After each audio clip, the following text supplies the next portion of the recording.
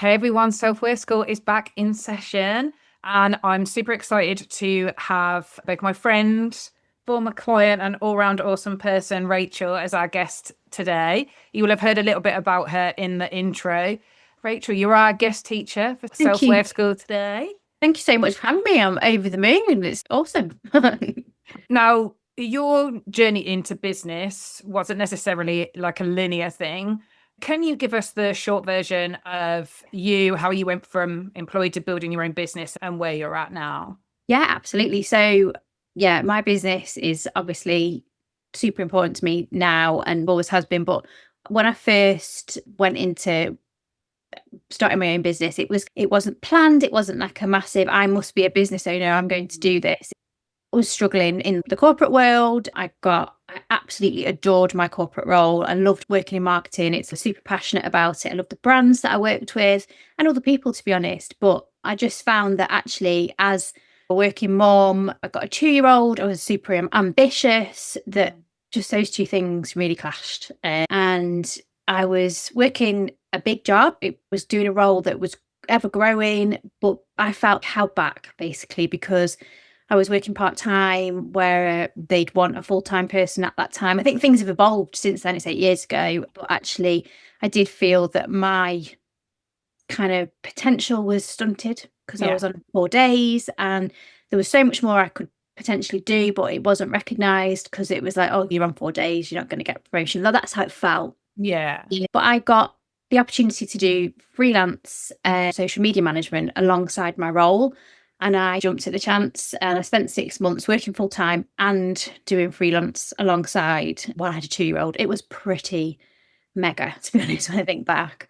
It was a lot of hours, but it paid off. I got to a point where I left my corporate role and did, the freelance gig full time. And it was, yeah, I always say it was the best thing I ever did, to be honest, because at first it was like, oh, if it doesn't work out, I'll go and work at the supermarket and I'll do it alongside. But it worked out. It was great. Personally, lots of things happened at the same time.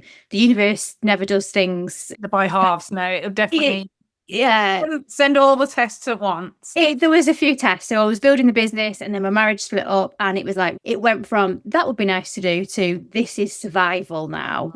Me and my 2-year-old obviously came, it was just us living in the house. I needed to make the business work and needed to make it really fruitful, went to one income, that kind of thing. And somehow it worked. And I think initially I did say that. I said, oh, it's the universe. It's given me what I needed because it's all gone to crap here. I'm so lucky. I'm so lucky that the business size worked out for me and Indy, for me and my daughter. And for a long time, I focused on it being luck. And oh, I'm so grateful. I'm so grateful. And I didn't see it as be any of it being me actually working my ass off. Just So actually being good at what you do and going for yeah, something that you've said you'll go for. Yeah. yeah. I saw it as luck, I saw it as survival, and I saw it as, oh gosh, I'm making this up as I go along. And they're all the stories that I told myself for such a long time. But yeah, I started Happy Hippie social media and I got started to work freelance for some brilliant brands with some lovely people. And for a couple of years, really, as I say, it felt like survival. I was running big brand social media accounts, but absolutely not doing any marketing for myself. It was crazy, really. And I, yeah, at Now, one and point, now you're absolutely smashing it, and we're gonna talk a little bit more yeah, about that like shortly. But it's funny when you talk, and I know we've had this before when we've been chatting, like so much of our like lives and paths have been really yeah, similar, both from like when we were yeah, yeah, teenagers and otherwise. I wasn't, obviously, I'm not a mom, but I launched my coaching business when I was still married, and then I went through a separation. And again, I was like down to one salary, and for a while it was a bit like, oh, am I going to be able to do this? Because when I've had yeah. a bit of a low month, I've had my then husband to support me in terms of income. So yeah, there has to be a real level of commitment Got and to make trust. this Yeah, work. Yeah, yeah, that 100%. you can make this work because you're supporting yourself now. Yeah. But a lot of the women that I speak to, that I coach, that get stuck at this point where they know that something needs to change, or they're feeling, like I say, a calling to something more, or they've got some kind of purpose that isn't being expressed. So they know that something needs to change, whether it's their direction, launching a business, going into a completely different like industry, or their offer, or how they're showing up, but they tend to stay where they are. Yeah. Why do you think that is? I think we get like afraid of the next step. And for me, certainly, it was like, this is working, so why change it? But actually, you can keep yourself small when you don't believe in yourself and pivot and look to the next best thing. I think we as women, we go, this is working, I'm lucky it's working, so I'll just keep doing it. Not necessarily thinking that you're worthy of growing and into the next thing. So I think sometimes the fear can keep us from 100%. It keeps us settling for less, doesn't it? Because we're like, no, this is comfortable, I know this is working. So maybe the sensible thing is just to be grateful for this and carry on, even though you know that something else is there. Absolutely. And what do you think people misunderstand the most about pivoting? Because I think a lot of people can see it as like failure or starting again. I think for me, so I did a lot of work for a couple of years on a content membership for small businesses, which I absolutely adored and loved, alongside the bigger brand strategy pieces. So the bigger brand strategy pieces were what enabled me to start my business. And I also ran this content membership, which I absolutely adored, for a couple of years. And that was, to me, was where at first, and this is what I need to make work, this is where I need to grow. If I didn't make this part of the business work, then that's where I'm supposed to be with the small business side. And it took a while for me to realize that there was a block with it somehow. And when we started to work together, Rosie, I think we worked through this. I think I was like, why can't I get this working for me? And I was keeping myself small, that's where, in my head, that's what I was worthy of, if that makes sense. And I still work with small businesses and have an offer where I do help them through power hours and help them with different kinds of aspects of social media training. But I was so focused on that part of my business that I was not seeing that the bigger brand side was where my expertise was, and was saying, I was just lucky that I'd got that in my head initially. It was like the self-worth was going, no, I've got that because I'm lucky, and that's not where I need to grow. It's this bit that I need to grow on. And when we worked together, you were able to show me that and say, actually, this is where your focus should be. You are an expert in what you do and you need to grow on it. And that's what I think the pivot for me was, actually to start focusing on something that's you've got a block on and you can't make work because it's just not happening, and feel more worthy and amplify yourself in a different way. I think, yeah, absolutely. Because like I say, it's not just pivoting from corporate to business. Like I say, there are pivots within that. And yeah, you're absolutely right. When we were working together, so you loved the small business thing, and I think you felt very passionate about it and helping people. But you're right, it was that in essence of actually where I love and I'm absolutely in my flow, and what I do best is working with those big brands as like a brand strategist, as opposed to small business social media management. But it was that essence of, I don't know if I'm an expert enough, they're going to see that I'm just blagging it, whereas it felt safer for you to be, you know, where you were before, where you'd created this little niche that you felt fit your expectations.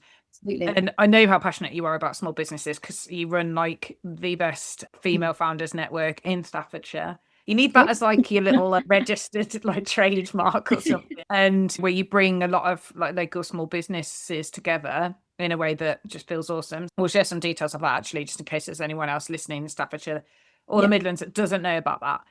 But yeah, but there is the pivot within the pivot, and I think I could probably identify with that on a number of levels, because again, I've gone from, rather than corporate, I was working in charity full time as like a senior leadership in charity fundraising, and then I slowly started my coaching business as a side hustle, and then I transferred slowly in working part-time and then full-time into my business, and I still do fundraising like consultancy and training now.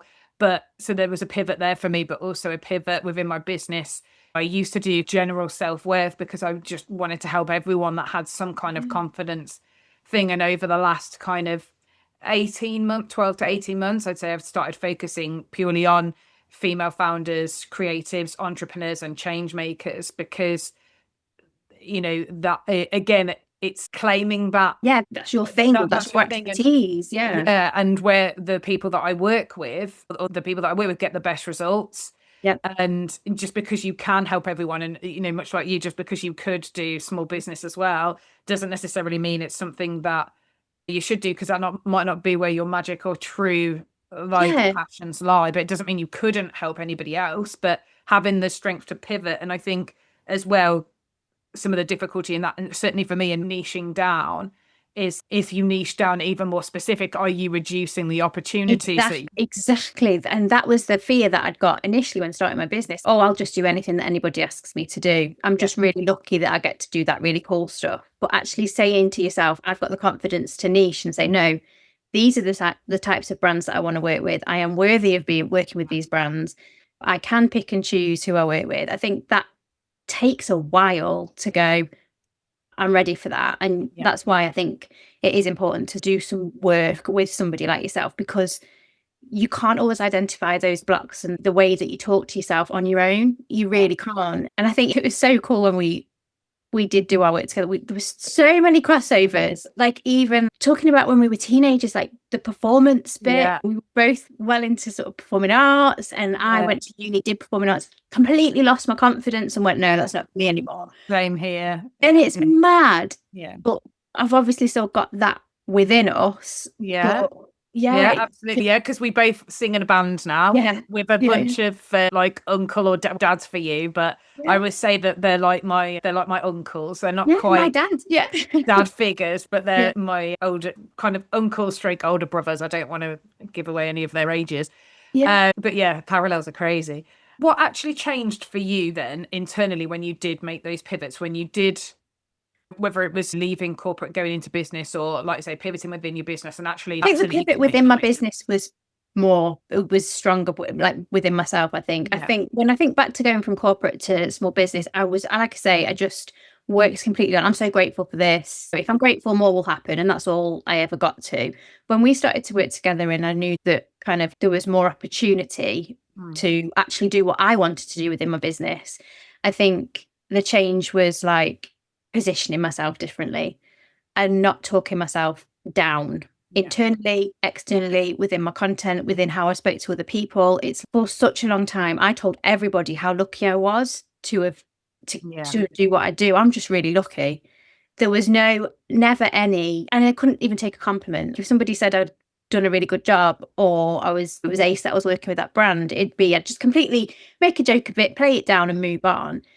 And it was when we worked together, it was owning some of the achievement. Actually, that was what was massive. When we went through the list of achievements and the brands that I'd worked with and the stuff that I'd done, oh shit, actually done some really good stuff. And I did do that. It wasn't by accident. That's the stuff that I have held on to ever since. And I genuinely believe has meant that, like, I've changed the way that I talk about myself in my content. I've changed where I talk about myself. I do more LinkedIn stuff. I try to actually, position myself to change makers, to marketing directors, not, oh, I can help you, I'm a small business owner too, kind of content, to owning my worth. And that was a massive change for me. And your path, your kind of pivot. And you mentioned earlier in this convo that you were like advising clients to show up in their brands and their businesses, but initially you struggled to do that yourself. What was it that helped you close that gap? Because now I think you're super consistent with your content now, and it's like you've got a real clear direction. You're always showing up yourself. Like, what do you think helped you close that gap? For me, initially, it was like a couple of years into my business. I did lose a client actually at one point, and went, it was a necessity. I had said, I have got to show up on my social media now, because I needed to get myself out there and fill a gap after I'd had my second child. So I was gross and balls. Sorry to and just figurative lady balls, and just do it. And I had literally sat with founders and small business owners and go, this is the script for your talking reel. This is how you're going to talk on your stories, and completely avoided all that stuff. And it was a conversation with another of our friends, Emily, who was absolutely amazing at showing up on her on her own social media, and has had numerous coffees with me saying, what should I do on my social media, with me telling her what to do, me not doing it myself, and me going, I've got to do it now, and her saying, post the bloody post. Yeah. And it was just finding that confidence for myself. And again, it evolved over time and it became more and more. I always say with this stuff, the more you do it, the easier it is. At first, I had a real block with it. But then, like you say, committing to do that. And actually, that leads on really nicely to my next question, because when we were chatting about this episode, what it might cover and what it might be like, you talked about building that self-trust through like repeated action, like showing up on stories or actually presenting the proposals and going for those opportunities. So yeah, tell us a little bit more Sending about the that. emails, like it, and sending the LinkedIn messages and talking to people, telling people what you're planning to do. Sometimes telling people what you're planning to do when you don't feel like you're 100% ready to do that. It's like I would plan all these things that I was going to do and who I might contact about it, and potentially a post that I might post about it. But actually, some of the work that I've got has been from DMs on LinkedIn, a conversation with somebody, you know, about an idea that I've got, and them going, that sounds great. And then us coming back to it. And then them also, and being consistent on social media sometimes just reminds people that you exist. It's generating those relationships, having those conversations that feel nerve-wracking sometimes. And that's how I find that I've had brands that come back to me again and again, because not necessarily I'm posting that I've got lots of capacity and I'm looking for a client, but you're just visible, you're just there, you're sharing a bit more content. And it doesn't always have to be that you've got a super fancy social media strategy and marketing strategy that's all singing, all dancing. Sometimes it's just about committing to, like you say, repeated action. I'm going to post 3 times this week, or twice this week, twice every week. And it'll help, and and the more you do it, the more that you do it and follow through, even if you are feeling a bit nervous. Like I said, that's where self-trust gets built, because you followed it through on something. And then the more self-trust you have, the more it becomes easier to do in the first place. And then vice versa. So for someone listening to this who knows like they're good at what they do, but they still feel a little bit of that, who am I to pivot into this industry or this role or this business, or charge more or go bigger, what would you say to them? I'd say look at how you're talking to yourself and make sure that you're not doing down the achievements that you clearly, you know, that you've got behind you, and take a chance on, trust yourself basically to make that decision and that pivot. And we all say, oh, I feel like an imposter and all that kind of thing. But I think, to be honest, that's rubbish, because we're to do these things. Somebody's got to start somewhere in one respect, but also it's like you've got guts to show up, and you've got guts to put yourself out there, and don't discredit any of your achievements. Just go for it. Like, what's the worst that can happen? I think learning from failure is also great. And regret is so much worse than failure. Like failure, like I say, you can learn from, you can grow on, you can move on from, but like regret and like opportunities, you don't get them back. There's not a lot more that you can do with them. And actually, I love the fact you're calling out that imposter thing, because it's so true. Of course, at some point, someone's going to feel like an imposter. You can't have certainty in something that you've not done before. So of course it's going to feel. You've got to start somewhere. You've got to start somewhere. And nobody becomes like an expert at something the first time they try. But I know a lot of people that actually we would call experts still feel like an imposter. But that's the perspective that they have. It's not a truth. No. It just means you're doing something that feels outside of your comfort zone. And the more that you do it, or say do the work to understand, well, what is the block here? Like, why am I thinking that I'm some kind of imposter? Find out what it is that's tripping you up and work to change that, I'd say, because that's what helped me for definite. Okay, cool. And what would you say, like, how can someone tell the difference between, like, I need to stick this out because I'm struggling because of maybe like lack of belief or procrastination or not following through, not trusting myself, and knowing, oh no, actually it's time to pivot? Like, what would you say is like when someone can tell the difference? It's so tricky, isn't it, that one? I think it's about your gut feel. It's your gut feel, isn't it? You know, when there's an opportunity feels amazing elsewhere, and sometimes we do stick out things for too long, potentially, when we could be pivoting to something more amazing. And I find that really, it's tricky. I think for me, it was just like I knew that I needed to step into the next version or put more trust in myself. And I could tell that actually I was trying to play it small. So let's have a go at talking to myself in a different way. And it paid off. And I think I had to push through quite a lot of, I could just stay here and then everything will be fine. Yeah. So it's pushing through that uncomfortable stage and then realizing, that it was the best thing to do. So I guess if it feels uncomfortable, maybe just do it, go for it. One of the things I say to my clients sometimes, like if they're struggling to make a decision, will be like, okay, say I've just gone to the future and I've come back and I've seen both timelines. I've seen the future where you stayed where you were, you stuck it out and it was fine, absolutely worked out. But I also saw you pivot and do the thing and that worked out as well. Absolutely. If you know that no matter what, it works out, like, where is your calling? If you know you're guaranteed not to fail either way, what does like I say, what does your gut or your heart actually want to do? I heard something yesterday on a podcast, I can't remember which one it was, but it was, what would, if you could pick something that you were going to do and there was absolutely no way you could fail at it, what would it be? Yeah.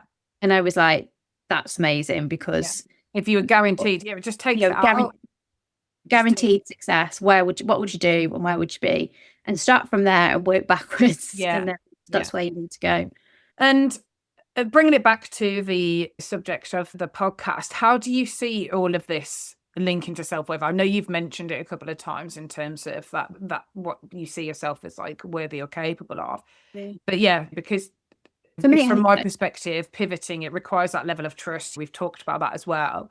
But where do you see like self-worth sitting in the whole like pivoting and trusting your decision? I think for me, when my self-worth was quite low, it was like, I'm going to sit here and just play it small and stay here because I'm not worthy of taking it to the next level or positioning myself to be where I actually want to be. The self-worth part was massive, because once I built on that, I think we hold ourselves back and we don't truly do what we want to do because we keep ourselves in gratitude for where we are and where actually we could be really growing into where we should be.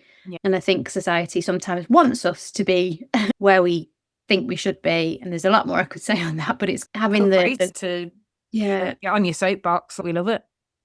It's the patriarchy, isn't it? Basically, it's like it's difficult, I think, as a woman, isn't it, to really own it and say, I've got ambition, I've got drive, I want to earn lots of money, I want to be really successful. And for me, I think initially working part-time, being a mom in a corporate environment where I'd got serious ambition, but I didn't feel that I was allowed to have that ambition because I was a mom that had just gone part-time. And that was always my drive to build my business. But something kept me small at the very beginning. And now I'm getting to the point where it's no, actually, I can do whatever the fuck I want. I'm good at what I do. And even the patriarchy isn't going to hold me back.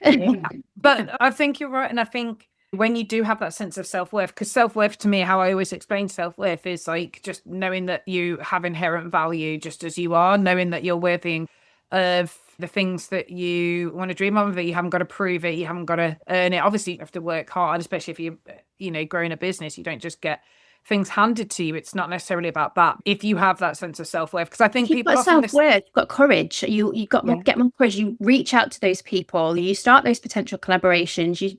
For me, it was like, I couldn't possibly talk to that marketing director because I haven't got the experience. Actually, I'm going to talk to them anyway. It's just having stepping out of your comfort zone and going, I am worthy of talking to that person, or I am worthy of that brand. So I'm going to go for it. And that was the change for me for self-worth, not going, I must just stay with small businesses because that's where I'm happy and comfortable. It's no, this is the experience that I've got, and I'm going to own it, develop it and do more with it. And finding that self-worth was the best thing ever, because I would have just kept playing it small and hoping for the best. So that unmet potential that you have if you don't do those things that you're always wondering, what if I could be happy. Yeah. And it's not a sense of always trying to chase like grass is greener or anything like that. I think we just have generally a good inherent sense of when we are settling for less and actually we could be happier and more fulfilled, we could be making more of an impact, we could be making more money. And I think it's really interesting you said that part about the patriarchy and women. It's not as like acceptable for women to say that they want to be more successful and make more money. And I'm not coming at it from like a raging feminist point of view, not that I think there's any problem with being a raging feminist, but you get people saying that like, oh, roll their eyes, go on about it again. But I do think people do still judge women for wanting to make more money and be more successful. And I think you're right as well. Like the corporate company thing isn't always built for that kind of flexibility or growth or ambition. It's getting better. It's getting better, I think, but it's not. And I think we're at a weird point now where I think women are stepping into, can be more ambitious, but they're told that they can have it all. You can't have it all. No. There's no way. You can have it all at different points in your life, but you can't do it all at once. And we're at a strange point. I think our generation is, yes, we're empowered, but actually we're still having to do it all at the same time. Yeah, because I think it depends on the standard that you put as having it all as well. Because if you have that standard as, I have to be like an A-star gold standard like mom and do all of this and run this business and do all the homework. I said housework, but homework as well, and be fit and keep on top of it. You're eating.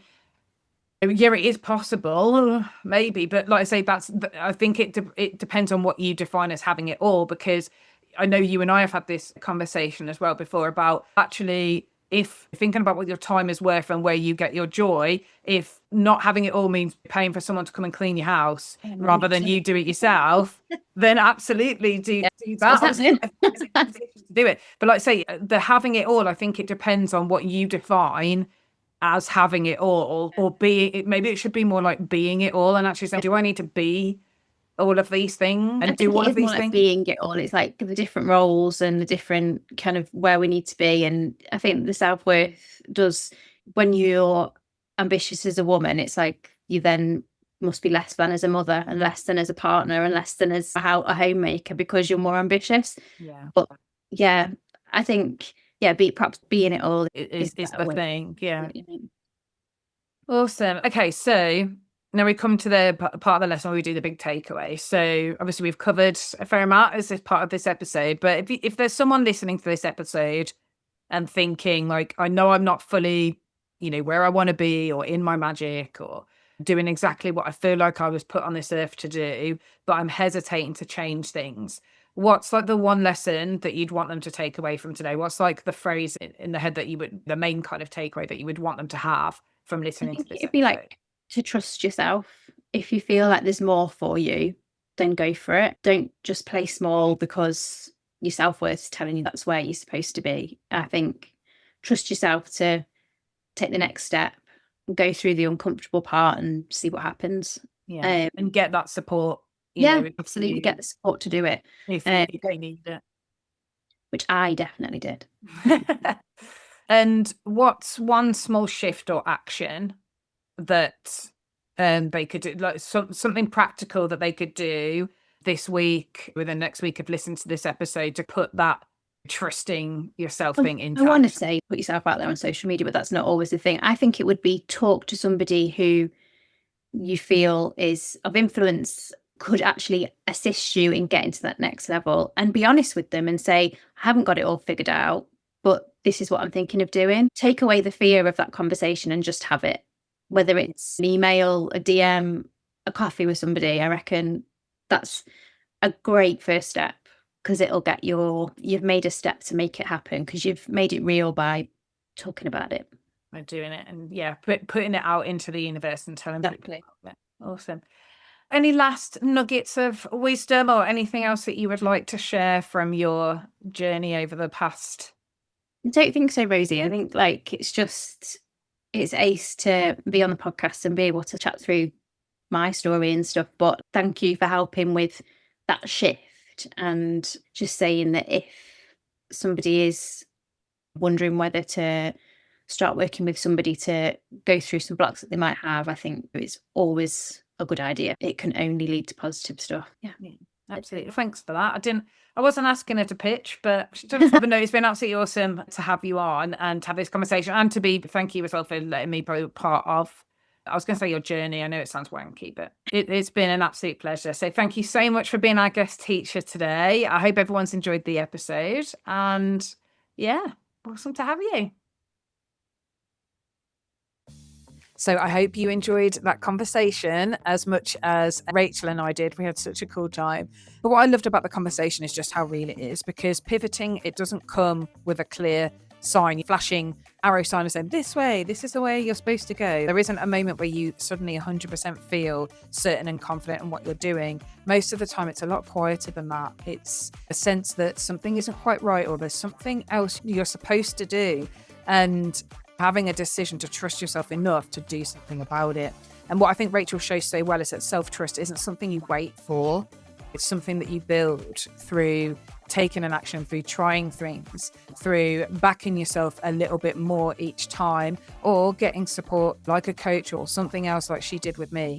So if you're listening and thinking, I know I'm not fully where I want to be right now, then take this as your nudge. You don't have to have it all figured out. You just need to trust yourself enough to explore or take that next step. And if you want support with that, this is exactly what I do. Whether it's through one-to-one coaching like I did with Rachel, or inside my membership, I help women to stop second guessing themselves so they can make decisions faster, trust them, and actually move forward or pivot towards what they want. So you'll find all the details in the show notes if you want to have a chat with me or find out more about my membership, and go and connect with Rachel as well, especially if you want to feel more confident showing up as yourself online, because she's so good at that and so good at being a champion for small businesses too. And if this episode did resonate, please do share with someone who you think might need it, and I will see you in the next lesson. Have a great day.